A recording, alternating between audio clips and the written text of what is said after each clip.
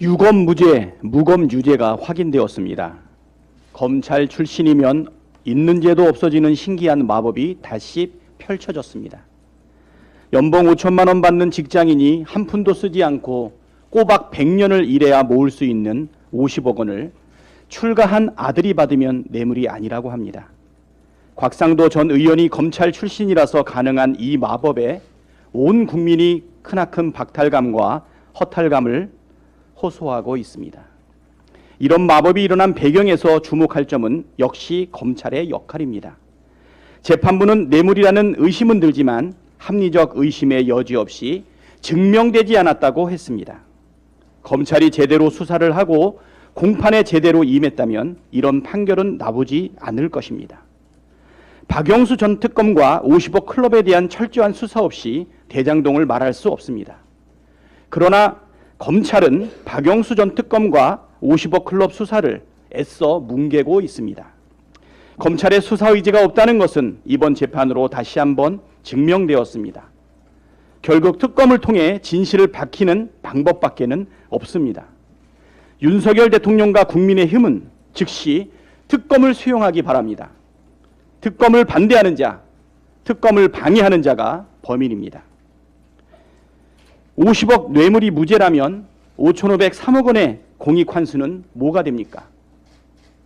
이번 판결로 이재명 대표에 대한 검찰의 수사 명분도 사라졌습니다.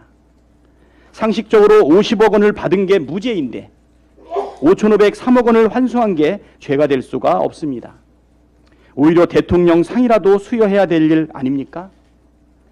심지어 1심 재판부는 정영학 녹취록도 신빙성이 없다고 판단했습니다. 그렇다면 검찰이 내세우는 번복된 진술은 더더욱 신빙성을 인정받기 어렵습니다. 수년간 수십 명의 검사가 달라붙어서 수백 건의 압수수색을 했는데도 이재명 대표가 부정한 돈을 받았다거나 위법을 저질렀다는 증거는 전혀 없습니다. 검찰이 증거도 없이 뇌피셜만으로 수사를 하고 기소를 한다면 그 말대로 직업적 음모론자라는 소리만 들을 것입니다. 검찰은 망신주기용 소환, 정적제고용 조작수사 이제 중단하십시오. 검찰이 소환해서 수사해야 할 사람은 이재명이 아니고 김건희와 천공 그리고 박영수 전 특검과 50억 클럽 멤버들입니다. 대통령실의 오지랖의 나라꼴이 엉망입니다. 김건희 여사와 천공을 비판하는 사람에게는 고발장을 날리고 윤핵관 아닌 후보들은 강제로 주저앉히고 있습니다. 대통령실이 앞장서서 언론 자유를 억압하고 민주주의를 퇴행시키고 있습니다. 지금 그럴 때가 아닙니다.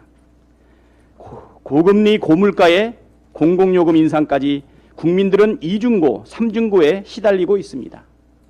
난방비, 전기세, 대중교통요금 등 공공요금 인상에 한국개발연구원도 올해 연간 소비자 물가 상승률 전망치를 3.2%에서 3.5%로 상향 조정했습니다. 대통령실에 권고합니다. 나라 망치는 오지랖은 그만 떠시고 국민들의 먹고 사는 문제 해결에 집중하기를 바랍니다. 이상입니다.